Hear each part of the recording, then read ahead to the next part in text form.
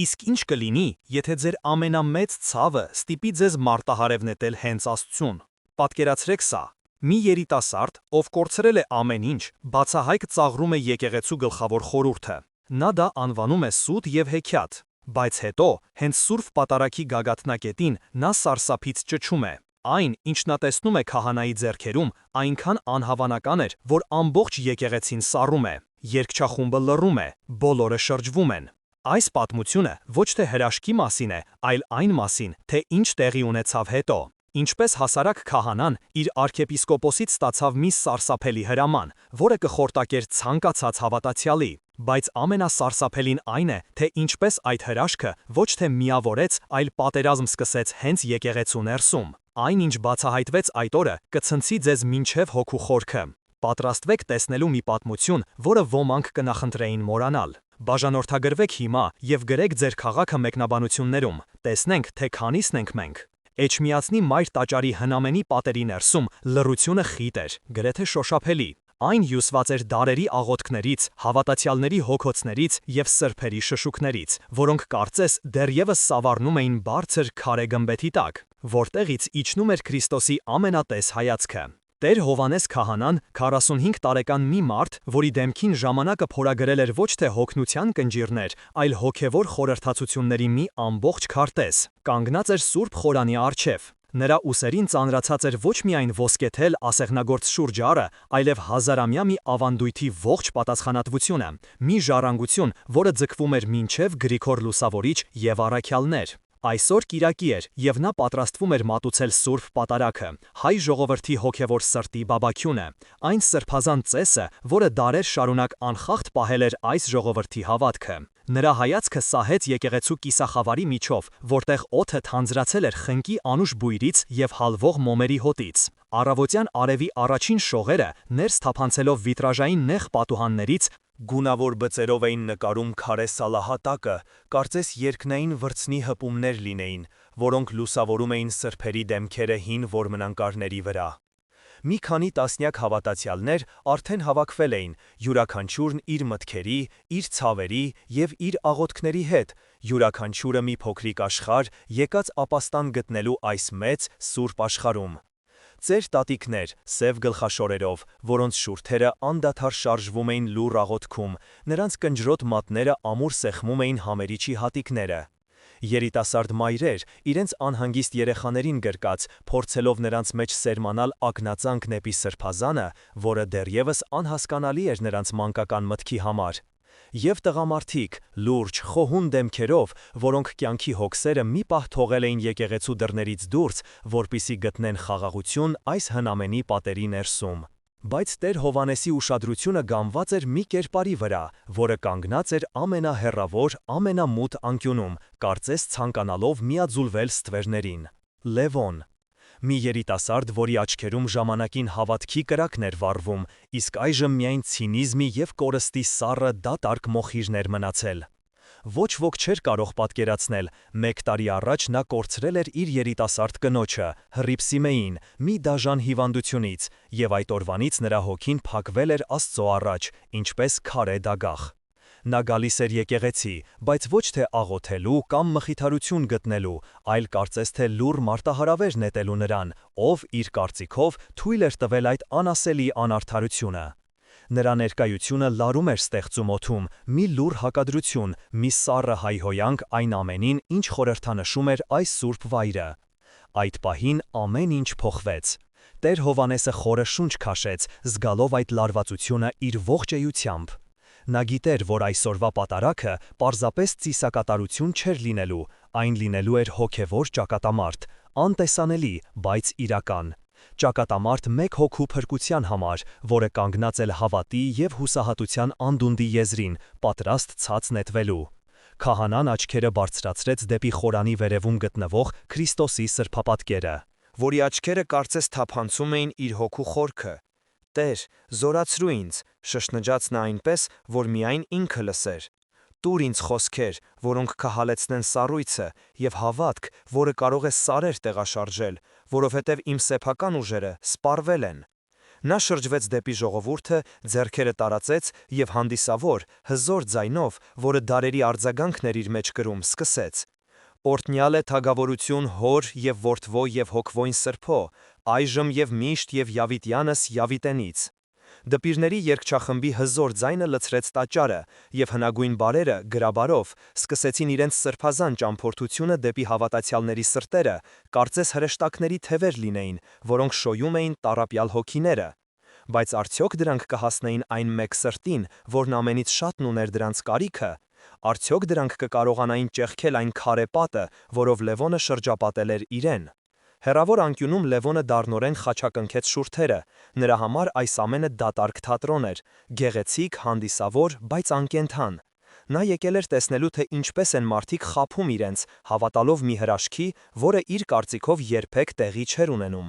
Նա եկել էր իր ցավը ցուցադրելու, որպես լուռ մեղադրանք։ Բայց դա միայն սկիզբն էր։ Ոչ ոք, ոչ Տեր Հովհաննեսը, ոչ ծեր տատիկները, ոչ նույնիսկ ինքը Լևոնը չէր կարող պատկերացնել, թե ինչ էր սպասվում նրանց այն օրը, և թե ինչպես այս սովորական կիրակնօրյա պատարագը կդառնար մի իրադարձություն, որի մասին կխոսեին դեռ երկար, շատ երկար ժամանակ։ Սուրբ պատարագի խորհուրդը հոսում էր ժամանակի միջով, իր սկիզբն առնելով Երուսաղեմի այն վերնատնից, որտեղ Հիսուս Քրիստոս իր մատնությունից առաջ հավաքեց իր աշակերտներին, նրանց տալու իր վերջին և ամենամեծ պատգամը։ Այնտեղ, սովորական ընթրիքի ժամանակ, տեղի ունեցավ մարդկության պատմության ամենամեծ հրաշքներից մեկը, մի իրադարձություն, որը պետք է դառնար միլիարդավոր հոգիների հավատքի հիմնաքարը։ «Առեք, կերեք, այս է իմ մարմինը», ասաց նա բեկանելով հացը, ապա վերցնելով գինով լի բաժակը ասաց. «Խմեցեք սրանից ամենքդ, որովհետև այս է իմ արյունը, նոր ուխտի, որ թափվում է շատերի համար մեղքերի թողության համար»։ Այդ պահին հաստատվեց Սուրբ Հաղորդության խորհուրդը, Աստծո և մարդու միջև հավերժական ուխտը, մի կամուրջ, երկնքի և երկրի միջև։ Այս սրբազան աղանդույթը Հայաստան հասավ Թադեոս և Բարթուղիմեոս առաքյալների քարոզչությամբ, սակայն իր ամուր պետական հիմքերը դրեց Սուրբ Գրիգոր Լուսավորիչը։ Երբ նա դուրս եկավ խոր վիրապի խավար, օձերով լի փոսից, նա իր հետ բերեց ոչ միայն ֆիզիկական ազատություն, այլև հոգևոր լույս մի ամբողջ ազգի համար։ Նա էր, որ կազմակերպեց հայ եկեղեցին, կառուցեց առաջին տաճարները հեթանոսական մեհյանների տեղում և հայ հողի վրա հաստատեց պատարագի կանոնավոր մատուցումը։ Սկզբնական շրջանում օգտագործվում էին տարբեր պատարագամատույցներ, բայց ժամանակի ընթացքում հայ առաքելական եկեղեցին որդեգրեց Սուրբ Հովհաննես Ոսկեբերանի Կոստանդինուպոլսի պատրիարքի կողմից հեղինակված պատարագը, որն իր աստվածաբանական խորությամբ և բանաստեղծական գեղեցկությամբ անզուգական էր։ Ոսկեբերանը, որն իր անունը ստացել էր իր անզուգական քարոզչական շնորհի համար, ստեղծել էր աստվածաբանական և բանաստեղծական մի գլուխգործոց։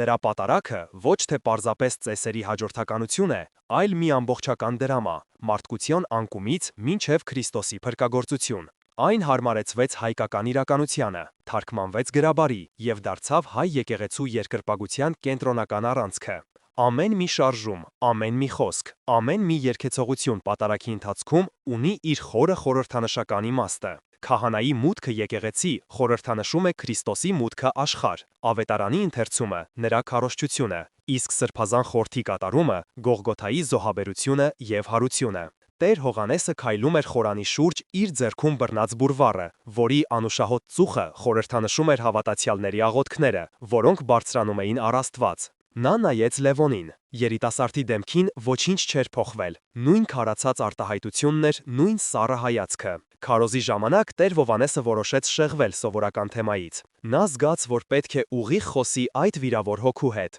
«Եղբայրներ և քույրեր», սկսեց նա, իր ձայնը դարձնելով ավելի մեղմ, ավելի անձնական։ «Մեզանից ով երբևէ կասկած չի ունեցել։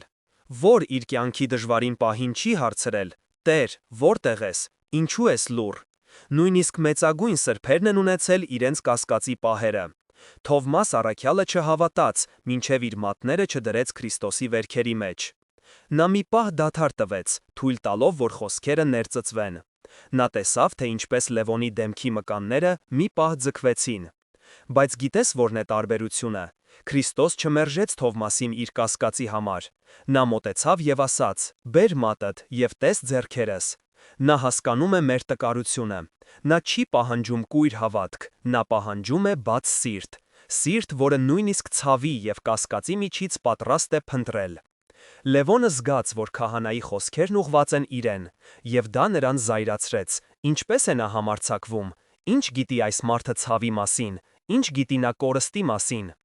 Քարոզից հետո, երբ պատարագը շարունակվում էր, Լևոնը չդիմացավ։ Նա մոտեցավ իր կողքին կանգնած մի երիտասարդի Վարդանին եւ դառնությամբ շշնջաց. «Գեղեցիկ խոսքեր, բայց դրանք չեն վերադարձնի մեռելներին, այնպես չէ։ Այս ամենը պարզապես հեքիաթ է, մեզ մխիթարելու համար, որպեսզի չխելագարվենք այս անիմաստ աշխարհում»։ Այդ խոսքերը, թեև շշուկով ասված, կարծես որոտի պես հնչեցին եկեղեցու լռության մեջ։ Մի քանի հոգի շրջվեցին եւ դատապարտող հայացքով նայեցին նրան։ Հոգևոր պայքարի առաջին նշանները ակնհայտ էին։ Լևոնի կասկածը դադարում էր լինել անձնական ողբերգություն։ Այն սկսում էր վերածվել վարակի, որը սպառնում էր թունավորել ամբողջ համայնքի հավատքը։ Տեր Հովհաննեսը, շարունակելով ծեսը, զգաց այդ լարվածությունը։ Նա հասկացավ, որ խորհուրդներով եւ քարոզներով այս հարցը չի լուծվի։ Այստեղ ավելին էր պետք, շատ ավելին։ Եվ հետո տեղի ունեցավ անհավանականը։ Հաջորդող շաբաթների ընթացքում Լևոնի դառնությունը վերածվեց բացահայտ ընդդիմության, մի թունոտ բոցի, որը սպառնում էր այրել ամեն ինչ իր ճանապարհին։ Նա դադարեց լուռ կանգնել եկեղեցու խորքում, իր ցավը կրելով որպես լուռ մեղադրանք։ Փոխարենը նա սկսեց պատարագից հետո մնալ եկեղեցու բակում, շուրջը հավաքելով երիտասարդներին եւ բարձրաձայն կասկածի տակ դնելով այն ամենը, ինչ Տեր Հովհաննեսը քիչ առաջ քարոզել էր Սուրբ Խորանից։ Նրա խոսքերը դանակի պես սուր էին, ցավալիորեն ճշգրիտ։ Նա խոսում է հրաշքների մասին, ասում էր Լևոնը, ձայնի մեջ թունոտ հեգնանքով, որը խոցում էր ավելի ուժեղ, քան ցանկացած հայհոյանք։ Բայց ով է տեսել այդ հրաշքները։ Մենք աղոթում ենք, մոմեր ենք վառում, ծունկ ենք գալիս, բայց աշխարհում ոչինչ չի փոխվում։ Հիվանդները շարունակում են մահանալ, աղքատները տառապել, անարդարությունը ծաղկել։ Որտեղ է ձեր Աստվածը, երբ մենք նրա կարիքն ունենք, թե նա զբաղված է մեր մոմերի հաշիվը պահելով։ Նրա խոսքերը, որոնք ծնվել էին անձնական, անհատակ ցավից, գտնում էին իրենց արձագանքը, հատկապես երիտասարդների շրջանում, ովքեր միշտ էլ հակված են կասկածելու ավանդական արժեքներին։ Նրանք տեսնում էին Լևոնի մեջ ոչ թե հայհոյողի, այլ ճշմարտություն փնտրող ազնիվ մեկին, ով համարձակություն ունի բարձրաձայնելու այն հարցերը, որոնք շատերը վախենում են նույնիսկ մտածել։ Տեր Հովհաննեսի համար սա իսկական մղզավանջ էր։ Նրա հոտի մի մասը սկսում էր հեռանալ, գառները գայլի էին լսում։ Քահանան փորձեց ամեն ինչ։ Նա առանձին զրույց ունեցավ Լևոնի հետ, փորձելով հասկանալ նրա ցավի խորությունը, փորձելով կամուրջ գցել նրանց միջև առաջացած անդունդի վրայով։ Լևոն, որդիս, ասաց նա մի օր նրանց նստած եկեղեցու բակի հին քարե նստարանին, որի վրա դարերի արևն ու անձրևն իրենց հետքն էին թողել։ Ես հասկանում եմ քո վիշտը, Աստված վկա, հասկանում եմ, բայց Աստծուն մերժելով դու կրկնապատկում ես քո տառապանքը, դու մենակ ես մնում քո ցավի հետ։ Մենակ, դառնորեն ծիծաղեց Լևոնը, եւ այդ ծիծաղի մեջ ավելի շատ արցունք կար, քան ուրախություն։ Ես միշտ էլ մենակ եմ եղել, Տեր Հայր։ Երբ Հրիփսիմեն մահանում էր, ես օրերով աղոթում էի այս եկեղեցում։ Ես ծնկաչոք աղերսում էի, պաղատում էի։ Որտեղ էր Աստված այն ժամանակ։ Ինչու նա չլսեց ինձ, թե նրա համար իմ աղոթքները պակաս կարևոր էին, քան ձեր ծիսական երգերը, որոնք 1000 տարի է նույնն են։ Ինչ կարող էր ասել քահանան։ Տեր Հովհաննեսը պատասխան չուներ։ Ինչ կարող էր ասել մարդուն, ում սիրտը կոտրվել էր։ Ցանկացած աստվածաբանական բացատրություն դատարկ եւ անիմաստ կհնչեր, նույնիսկ սրբապիղծ։ Հուսահատված նա դիմեց իր վերադասին, Գևորգ arczepiskopոսին, մի իմաստուն, բայց խիստ մարդու, ով իր ողջ կյանքը նվիրել էր եկեղեցուն եւ նրա կանոններին։ Arczepiskopոսը, որի աչքերում կար դարերի իմաստություն, ուշադիր լսեց Տեր Հովհաննեսին, իր ճերմակ մորուքը դանդաղ շոյելով։ Նրա գրասենյակը լի էր հին գրքերի հոտով եւ լռությամբ, որը խախտվում էր միայն պատի ժամացույցի հավասարաչափ տկտկոցով։ Սա վտանգավոր է, Հայր Սուրբ, վերջապես ասաց նա, իր խորը, հանդարտ ձայնով։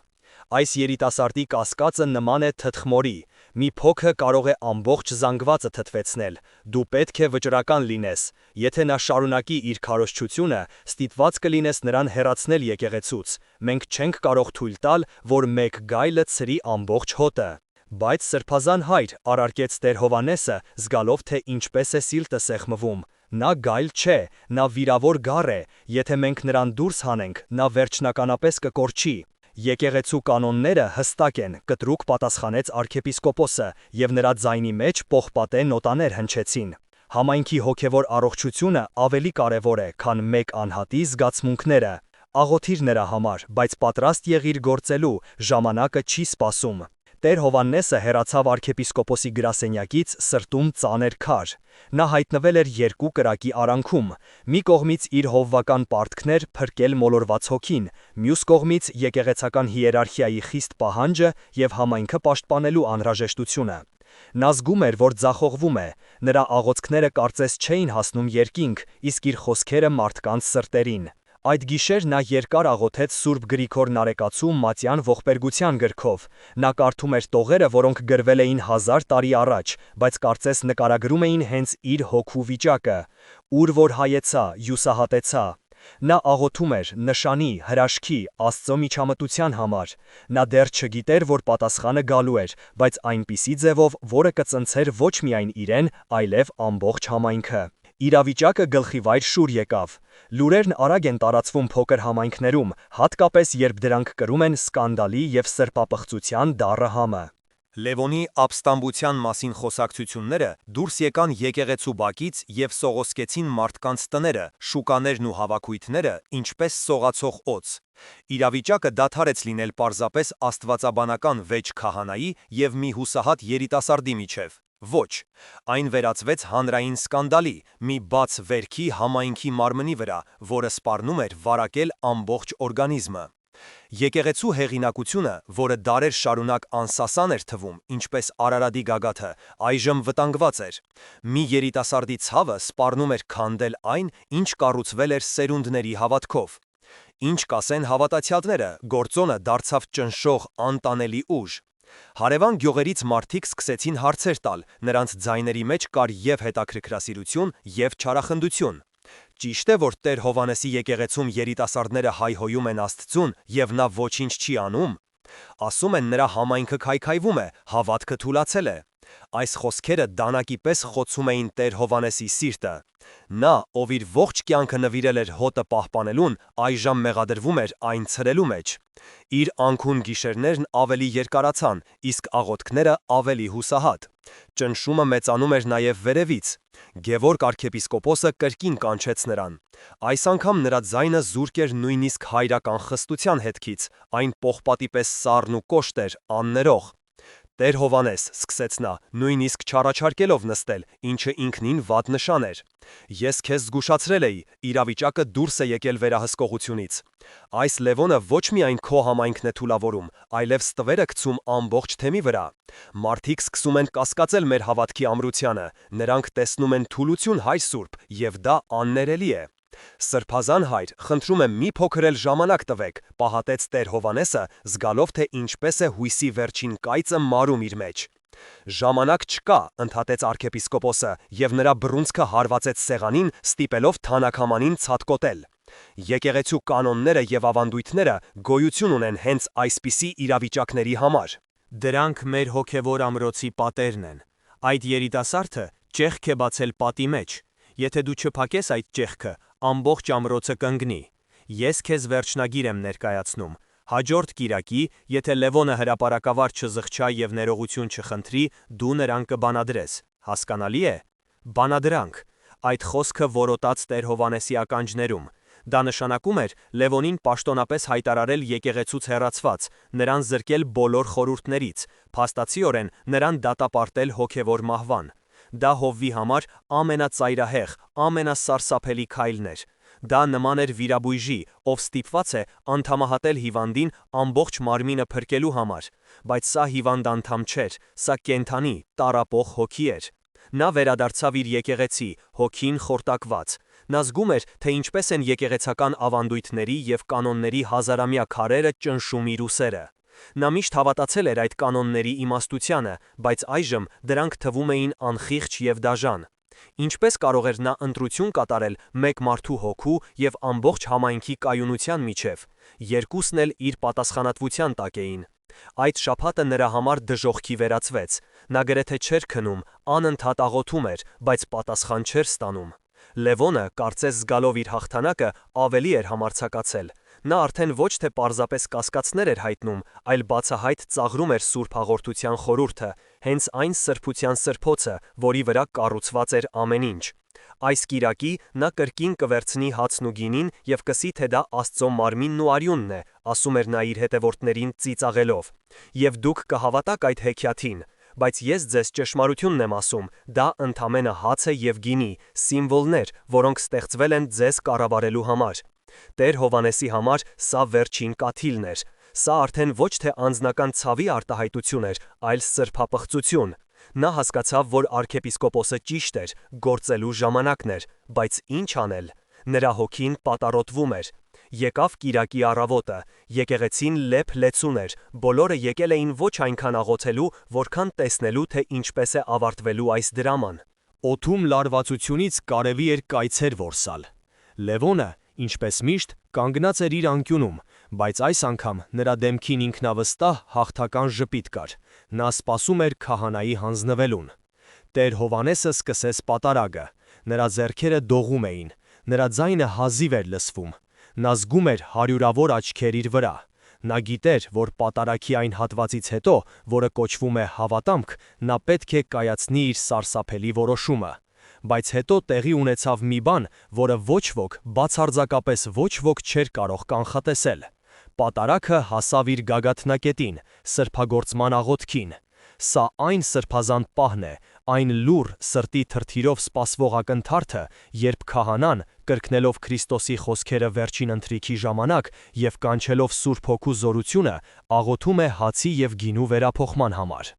Տեր Հովհաննեսի համար այս պահը միշտ եղել է ակնածանքով և սրբազան երկյուղով լի, մի պահ, երբ երկինքն ու երկիրը միանում են։ Բայց այսօր նրա հոգին դատարկ էր, ինչպես թալանված տաճար։ Նա մեխանիկորեն արտասանում էր հնագույն բառերը, մինչդեռ նրա միտքը պայքարում էր մոտալուտ որոշման դեմ, որը նա պետք է կայացներ։ Բանադրե՞, թե անտեսել արքեպիսկոպոսի հրամանը։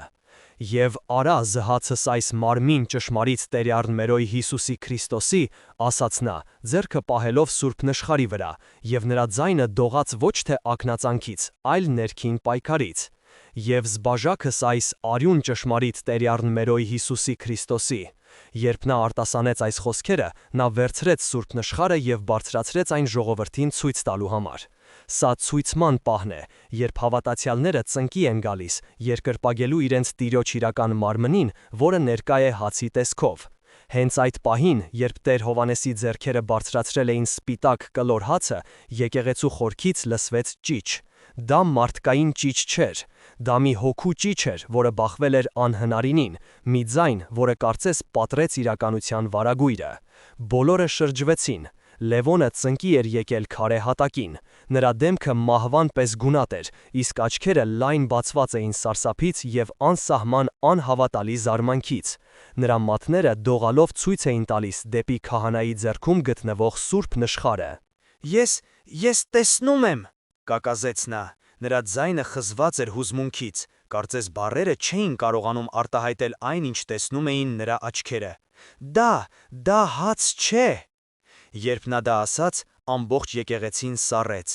մեռյալ լռություն տիրեց, նույնիսկ երգչախումբը լռեց։ Բոլորը նայում էին մեկ Լևոնին, մեկ քահանային, փորձելով հասկանալ, թե ինչ է կատարվում։ Ինչպես համարձակվեց նա։ «Ինչ ես տեսնում, որդիս», հազիվ լսելի ձայնով հարցրեց Տեր Հովհաննեսը, մոռանալով և բանադրանքի, և արքեպիսկոպոսի մասին։ Այդ պահին գոյություն ուներ միայն ինքը, այդ երիտասարդը և այն, ինչ կատարվում էր նրանց միջև։ Լևոնի դեմքով արցունքներ էին հոսում, ոչ թե ցավի, այլ ցնցման արցունքներ։ Նա խոսում էր ոչ թե շրջապատի, այլ ինքն իր հետ, կարծես փորձելով հավատալ իր իսկ աչքերին։ Նրա ձեռքերում լույս է, փայլող, կենդանի լույս, և լույսի մեջ ես տեսնում եմ նրան, խաչված։ Արյունը հոսում է։ Ով Աստված իմ, դա ճշմարիտ է, այս ամբողջ ժամանակ դա ճշմարիտ է եղել։ Նա իր դեմքը թաղեց ձեռքերի մեջ և սկսեց հեկեկալ, ցնցվելով ամբողջ մարմնով։ Դա զղջման, ցավի, բայց միևնույն ժամանակ անսահման թեթևության և ուրախության լաց էր։ Տեր Հովհաննեսը կանգնած էր քարացած։ Նրա ձեռքում գտնվող սուրբ նշխարը կարծես սկսել էր այրել իր մատները։ Նա միշտ հավատացել էր վերափոխման խորհրդին, նա իր ողջ կյանքը նվիրել էր այդ հավատքին, բայց նա հավատացել էր իր մտքով, իր հոգով, նա երբեք դա չէր տեսել, իսկ այժմ Աստված ի պատասխան իր աղոթքների հրաշք էր գործել ոչ թե իր, այլ ամենամեծ կասկածամիտի, ամենամեծ մերժողի աչքերով։ Այս իրադարձությունը ամբողջությամբ փոխեց հոգևոր իրավիճակի ընկալումը։ Սա այլևս վեճ չէր, ոչ էլ սկանդալ, սա աստվածային հայտնություն էր։ Միջամտություն վերևից, որը շրջանցեց բոլոր կանոնները, բոլոր վերջնագրերը և բոլոր մարդկային դատողությունները։ Լևոնը, ով եկել էր ծաղրելու, ծնկի էր իջել երկրպագելու։ Նա, ով եկել էր մերժելու, գտել էր ճշմարտությունը։ Նա, ով եկել էր մերժելու, գտել էր ճշմարտությունը։ Նա, ով եկել էր մարտահրավեր նետելու Աստծուն, ընկել էր նրա ոտքերի առաջ ներում հայցելով։ Տեր Հովհաննեսը խորը հոգևոր ցնցում էր ապրում։ Նա հասկացավ, թե որքան փոքր է եղել իր հավատքը։ Նա փորձում էր հոգիներ փրկել իր սեփական ուժերով, իր խոսքերով, իր կանոններով։ Իսկ Աստված մեկ ակնթարթում արեց այն, ինչ ինքը չկարողացավ անել ամիսների ընթացքում։ Նա ոչ թե պատժեց հայհոյողին, այլ բացեց նրա աչքերը։ Նա ցույց տվեց ոչ թե իր զորությունը, այլ իր անսահման սերն ու ողորմությունը։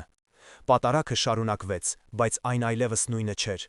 Եկեղեցում գտնվող յուրաքանչյուր մարդ զգում էր, որ նրանք ականատես են եղել մի բանի, որը դուրս է սովորական աշխարհի սահմաններից։ Օդը լցվել էր սրբազան երկյուղով։ Երբ հասավ հաղորդության պահը, Տեր Հովհաննեսը, ձեռքում սուրբ բաժակը, նայեց Լևոնին։ Երիտասարդը, դեռևս արցունքների մեջ, դանդաղ բարձրացավ և առաջինը մոտեցավ խորանին։ Այդ օրը Էջմիածնի հինավուրց պատերի ներսում մի կորած ոչխար վերադարձավ իր հոտը, բայց պատմությունը դեռ չէր ավարտվել, որովհետև հրաշքը տեսնելը մի բան է, իսկ այն ընդունելը բոլորովին այլ։ Լևոնի հրաշագործ դարձի լուրը կայծակի արագությամբ տարածվեց ոչ միայն համայնքում, այլև նրա սահմաններից դուրս, հասնելով մինչև հարևան գյուղեր և նույնիսկ թեմի կենտրոն։ Սակայն համայնքի արձագանքը միանշանակ չէր։ Այն, ինչ Տեր Հովհաննեսը ակնկալում էր տեսնել որպես համընդհանուր ուրախություն և հավատքի զորացում, մի պահ, որը պետք է միավորեր բոլորին, փոխարենը առաջացրեց խառնաշփոթ, կասկած և նույնիսկ վախ։ Հրաշքը ոչ թե խաղաղություն բերեց, այլ նոր պատերազմի սկիզբ դրեց, անտեսանելի, բայց ավելի դաժան։ Մի մասը, հատկապես ավագ սերնդի ներկայացուցիչները, ովքեր ականատես էին եղել տեսիլքին, անվերապահորեն հավատացին։ Նրանք դա ընդունեցին որպես Աստծո մեծ ողորմության նշան, որպես պատասխան իրենց աղոթքներին։ Տերը լսեց մեր աղոթքները, ասում էին նրանք, խաչակնքելով և արցունքները սրբելով։ Նա ցույց տվեց իր զորությունը, որպեսզի ամրապնդի մեր հավատքը այս դժվարին ժամանակներում։ Լևոնը նրանց համար դարձավ կենդանի վկայություն, քայլող հրաշք, մի մարդ, ում Աստված անձամբ էր դիպել։ Նրանք նրան նայում էին ակնածանքով, գրեթե սրբի պես։ Սակայն կար նաև մյուս կողմը։ Շատերը, հատկապես նրանք, ովքեր լավ էին ճանաչում Լևոնի նախկին ցինիզմը, չէին կարողանում հավատալ նման կտրուկ, գրեթե թատերական փոփոխության։ Սա խաղ է։ Շշնջում էին նրանք միմյանց շուկայում և տներում։ Գուցե նա խելագարվել է վշտից, կամ գուցե սա ինչ-որ խորամանկություն է ուշադրություն գրավելու համար։ Նրանց համար ավելի հեշտ էր հավատալ մարդկային խելագարությանը կամ խաբեությանը, քան աստվածային հրաշքին։ Իրականությունը չափազանց անհավանական էր թվում։ Ամենազարմանալին այն էր, որ նոր դաշնակիցներ և հակառակորդներ հայտնվեցին ամենաանսպասելի տեղերում։ Որոշ երիտասարդներ, որոնք նախկինում Լևոնի հետևորդներն էին, ցնցված էին նրա փոփոխությունից։ Նրանց առաջնորդը, ով սովորեցնում էր նրանց կասկածել ամեն ինչի վրա, այժմ խոսում էր Քրիստոսի իրական ներկայության մասին։ Սա ստիպեց նրանց վերանայել իրենց սեփական համոզմունքները։ Ոմանք հետևեցին Լևոնի օրինակին, մյուսները զգացին իրենց դավաճանված և էլ ավելի հեռացան եկեղեցուց, այժմ արդեն ատելով ոչ միայն Աստծուն, այլև իրենց նախկին ընկերոջը։ Բայց ամենամեծ մարտահրավերը եկավ եկեղեցու ներսից։ Գևորգ արքեպիսկոպոսը, լսելով տեղի ունեցածի մասին, անմիջապես կանչեց Տեր Հովհաննեսին։ Քահանան ակնկալում էր տեսնել ուրախություն և թեթևացում իր վերադասի դեմքին, բայց փոխարենը հանդիպեց սառը, քննող հայացքի, որը կարծես փորձում էր թափանցել իր հոգու խորքը։ «Պատմիր ինձ ամեն ինչ մանրամասն», հրամայեց արքեպիսկոպոսը։ Տեր Հովհաննեսը ոգևորությամբ թաքցնելով իր հուզմունքը, պատմեց Լևոնի տեսիլքի, նրա արցունքների և զղջման մասին։ Երբ նա ավարտեց, արքեպիսկոպոսը երկար լռեց, այնքան երկար, որ լռությունը սկսեց ճնշել։ Եվ դու հավատում ես այս ամենին, վերջապես հարցրեց նա, եւ հարցը ոչ թե հարց էր, այլ մեղադրանք։ Իհարկե հավատում եմ, սրբազան հայր, զարմացած պատասխանեց Տեր Հովանեսը, ես իմ աչքերով տեսա այդ մարդու փոփոխությունը, դա հրաշք էր։ Հրաշքները հազվադեպ են, հայր Սուրբ, խոժորվեց arczepiskopos-ը, իսկ զանգվածային հիստերիան եւ հուզական պորտկումները շատ հաճախակի։ Եկեղեցին պետք է զգույշ լինի, մենք չենք կարող մեր հավատքը հիմնել մեկ մարդու անկայուն տեսիլքի վրա, իսկ եթե նա ստում է, իսկ եթե դա սատանայի խաբկանքն է մեզ շփոթեցնելու եւ ծաղրի առարկա դարձնելու համար, մտածել ես այդ մասին։ Տեր Հովանեսը ապշած էր, նա, ով պայքարում էր հավատքի համար, այժմ ստիպված էր պաշտպանել Աստծո հրաշքը եկեղեցու ղեկավարի առաջ։ Ինչ եք առաջարկում անել, սրբազան, հարցրեց նա։ Լռություն, պատասխանեց arczepiskopos-ը, ես արգելում եմ քեզ եւ այդ երիտասարդին խոսել այս հրաշքի մասին։ Թող ժամանակը ցույց տա, նրա դարձը իրական է, թե պարզապես ժամանակավոր զգացմունք։ Մենք պետք է խուսափենք սենսացիաներից։ Եկեղեցին հիմնված է ավանդույթի եւ կանոնի վրա, ոչ թե անհատական հայտնությունների։ Վերադարձիր քո պարտականություններին եւ կարգուկանոն հաստատիր քո համայնքում։ Սա ավելի վատ էր, քան բանադրանքը։ Աստված հստակ պատասխան էր տվել, բայց եկեղեցական հիերարխիան զգուշությունից դրդված հրաժարվում էր այն ընդունել։ Տեր Հովանեսը հասկացավ, որ պայքարը նոր է սկսվում։ Այժմ նա պետք է պայքարեր ոչ թե անհավատության, այլ կասկածամտության եւ բյուրոկրատիայի դեմ։ Նա եւ Լևոնը, որոնք նախկինում հակառակորդներ էին, այժմ դարձել էին դաշնակիցներ, մենակ ընդդեմ մի համակարգի, որը վախենում էր իր իսկ Աստծո անսպասելի դրսևորումներից։ Համայնքը բաժանվել էր երկու մասի։ Մի կողմում նրանք էին, ովքեր հավատում էին հրաշքին եւ ոգեշնչված էին, մյուս կողմում նրանք, ովքեր հետևելով arczepiskopos-ի օրինակին, պահպանում էին զգուշավորություն եւ թերահավատություն։ Եկեղեցու ներսում սկսվել էր հոգևոր հարաբերությունների եւ համոզմունքների լուռ վերանայում, եւ Տեր Հովանեսը գիտեր, որ լռել չի կարող, նա չէր կարող թաքցնել այն լույսը, որը տեսել էր, նա պետք է գործեր։ Arczepiskopos-ի արգելքը Տեր Հովանեսին դրեց անհնարին ընտրության առաջ, մի խաչմերուկի, որտեղ ցանկացած ճանապարհ տանում էր դեպի կորուստի։ Հնազանդվել է եկեղեցական իշխանությանը եւ թաքցնել ճշմարտությունը, դառնալով Աստծո հրաշքը ծածկող մեղսակից, թե հետևել իր խղճին եւ վկայել հրաշքի մասին, վտանգի տակ դնելով իր կարիերան, իր պաշտոնը եւ այն ամենը, ինչի համար աշխատել էր իր ողջ կյանքում։ Նա երկար աղոթեց, ոչ թե ծնկաչոք խորանի առաջ, այլ իր փոքրիկ սառը խցում, եւ պատասխանը եկավ ոչ թե վերևից, հրեշտակի ձայնով, այլ իր սեփական սրտի խորքից, որպես հանդարտ, բայց անսասան համոզմունք։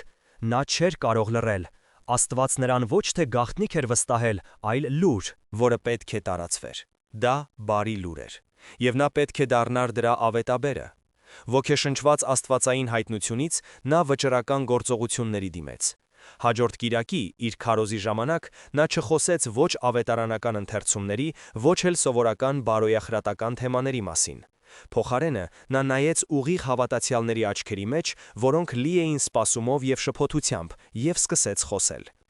Եղբայրներ եւ քույրեր, սկսեց նա, ձայնը հստակ եւ ամուր, ինչպես գեղարդի վանքի քարը։ Մեզանից շատերը գալիս են եկեղեցի սովորության ուժով։ Մենք կատարում ենք ծեսերը, վառում ենք մոմերը, լսում ենք շարականները։ Բայց արդյոք մենք իսկապես հավատում ենք։ Արդյոք մենք իսկապես հավատում ենք, որ այս խորանի վրա դրված հացն ու գինին դառնում են մեր Տիրոջ մարմինն ու արյունը, թե սա մեզ համար պարզապես գեղեցիկ խորհրդանիշ է։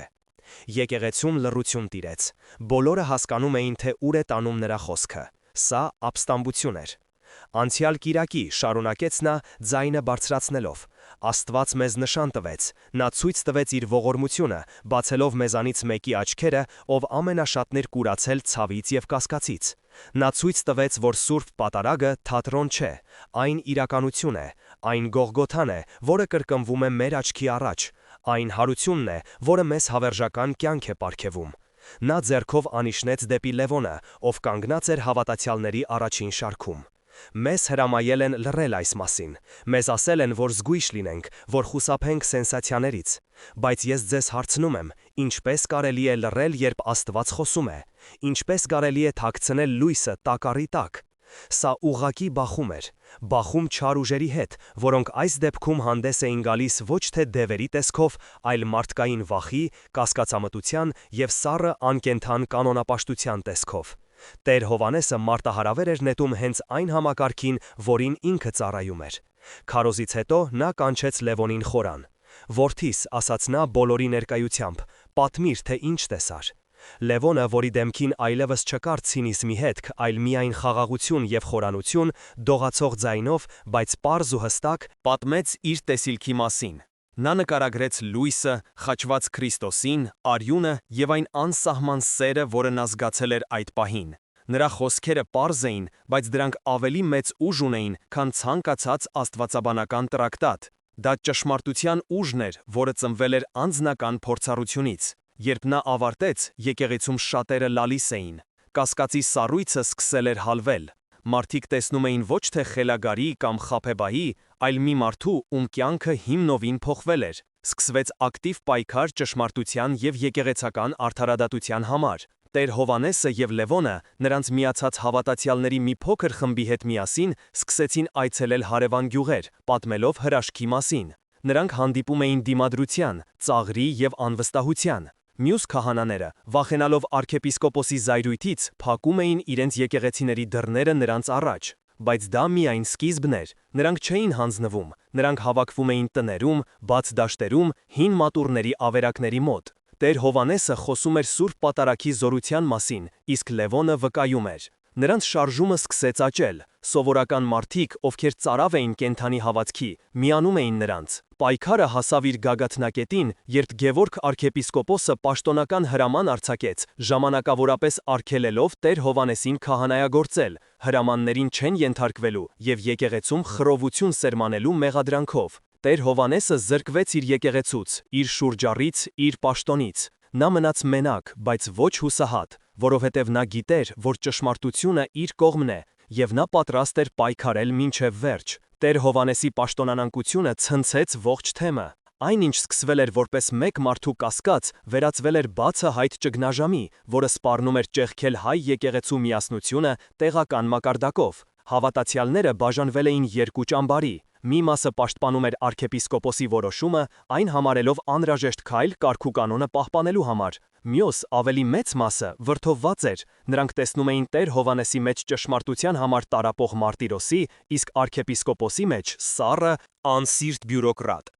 Ճգնաժամի գագաթնակետը հասավ, երբ հարյուրավոր հավատացյալներ Տեր Հովհաննեսի և Լևոնի գլխավորությամբ խաղաղ երթով շարժվեցին դեպի arczepiskopos-ի նստավայրը, Էջմիածնի Մայր տաճարի հարևանությամբ։ Նրանք չէին պահանջում, նրանք աղերսում էին։ Նրանք եկել էին ոչ թե ապստամբելու, այլ վկայելու։ Գևորգ arczepiskopos-ը, տեսնելով իր պատուհանից հավաքված բազմությունը, հասկացավ, որ իրավիճակը դուրս է եկել վերահսկողությունից։ Նրա առաջին մղումը եղավ կանչել պահակներին և ցրել ամբոխը։ Բայց հետո նրա հայացքը կանգ առավ Լևոնի դեմքին։ Երիտասարդի դեմքին կար մի արտահայտություն, որը հնարավոր չէր կեղծել՝ խորը խաղաղություն և անսասան համոզվածություն։ Այդ պահին arczepiskopos-ի սրտում ինչ-որ բան տեղի ունեցավ։ Տարիների ընթացքում կուտակված կանոնների և վարչարարության կեղևի տակ մի փոքր կասկածի սերմ ծլեց։ Իսկ եթե նրանք ճիշտ են։ Իսկ եթե ինքը իր զգուշավորությամբ պայքարում է ոչ թե ստի, այլ հենց Աստծո դեմ։ Նա անսպասելի որոշում կայացրեց։ Նա հրամայեց բացել դարպասները և հրավիրեց Տեր Հովհաննեսին և Լևոնին իր գրասենյակ։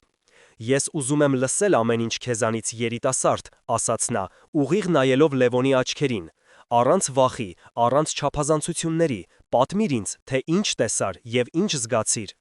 Լևոնը կրկին պատմեց իր պատմությունը, բայց այս անգամ նրա լսողը ոչ թե զարմացած հավատացյալներն էին, այլ հայ եկեղեցու ամենախիստ և թերահավատ ղեկավարներից մեկը։ Երբ նա ավարտեց, սենյակում երկար լռություն տիրեց։ Վերջապես Գևորգ arczepiskopos-ը խորը շունչ քաշեց։ Նա բարձրացավ իր աթոռից, մոտեցավ պատին կախված Քրիստոսի խաչելությանը, երկար նայեց նրան, ապա շրջվեց։ Նրա աչքերը խոնավ էին։ «Տեր Հովհաննես», ասաց նա փոխված ավելի մեղմ ձայնով, «ես սխալվեցի։ Ես այնքան էի տարված եկեղեցու կարգուկանոնը պահպանելով, որ մոռացա, որ մեր եկեղեցու գլուխը ոչ թե կանոններն են, այլ կենդանի Քրիստոսը։ նա, ով կարող է գործել այնպես, ինչպես ինքն է կամենում, եւ ում ճանապարհները մեր մտքի համար անքննելի են։ Դու ներված ես եւ վերականգնված ես քո պաշտոնում։ Ապա նա մոտեցավ Լևոնին եւ ձեռքը դրեց նրա ուսին։ Իսկ դու, որդիս, Աստծո կողմից ընտրված վկա ես։ Քո պատմությունը պետք է լսեն բոլորը, ոչ թե որպես սենսացիա, այլ որպես հիշեցում այն ճշմարտության մասին, որը մենք հաճախ մոռանում ենք, որ Սուրբ Պատարագի ժամանակ Քրիստոս իսկապես մեզ հետ է։ Այդ օրը համայնքը հասավ նոր հոգևոր ըմբռնման։ Նրանք հասկացան, որ հավատքը ոչ թե կանոնների եւ ծեսերի կույր կատարումն է, այլ կենթանի, անձնական հարաբերություն Աստծո հետ։ Նրանք հասկացան, որ հրաշքները տեղի են ունենում ոչ թե հեռավոր անցյալում, այլ այստեղ եւ հիմա, նրանց համար, ովքեր ունեն բաց սիրտ։ Տեր Հովանեսի եկեղեցին դարձավ ուխտատեղի, որտեղ մարդիկ գալիս էին ոչ թե պարզապես պատարագի մասնակցելու, այլ իսկապես հանդիպելու կենթանի Աստծուն։ Այս պատմությունը մեզ սովորեցնում է Աստծո անսահման սիրո եւ ողորմության մասին։ Այն ցույց է տալիս, որ նույնիսկ ամենախորը կասկածի եւ հուսահատության մեջ, երբ մենք զգում ենք, որ Աստված լքել է մեզ, նա իրականում ամենամոտն է, սпасելով մեր սրտի թեկուզ ամենափոքր շարժմանը։ Սուրբ Պատարագը ոչ թե հիշատակ է, այլ հրաշք, որը կրկնվում է ամեն օր։ Հացն ու գինին իսկապես դառնում են Քրիստոսի մարմինն ու արյունը, մեզ պարգևելով մեղքերի թողություն, հոգու եւ մարմնի բժշկություն եւ հավերժական կյանքի խոստում։ Հիմա ես ուզում եմ դիմել ձեզ, սիրելի ունկնդիրներ։ Կիսվեք մեկնաբանություններում, թե ինչ կանեիք դուք Տեր Հովանեսի կամ Գևորգ arczepiskopos-ի տեղում։ Կհնազանդվեիք կանոններին, թե կհետևեիք ձեր խղճի ձայնին։ Եվ արդյոք դուք երբևէ զգացել եք Աստծո իրական ներկայությունը Սուրբ Պատարագի ժամանակ։ Ձեր պատմությունները կարող են ոգեշնչել շատերին։ Այս իրադարձությունների երկարաժամկետ հոգևոր պտուղները հսկայական էին։ Լևոնը իր կյանքը նվիրեց եկեղեցուն, դառնալով սարքավակ, իսկ հետագայում քահանա, ով իր կենթանի օրինակով բազմաթիվ մոլորված հոգիների վերադարձրեց հավատքի։ Տեր Հովանեսը շարունակեց իր ծառայությունը ավելի մեծ իմաստությամբ եւ խոնարհությամբ, իսկ նրանց համայնքը հիշվեց որպես մի վայր, որտեղ մարդիկ ոչ թե ուղակի գիտեին Աստծո մասին, այլ ճանաչում էին նրան։ Եվ այդ ամենի սկիզբը դրվեց մեկ Սուրբ Պատարագի ժամանակ, երբ Աստված ցույց տվեց, որ հացի եւ գինու վերափոխման հրաշքը ոչ միայն աստվածաբանական դոգմա է, այլ կենթանի եւ զորավոր իրականություն։ Ամեն։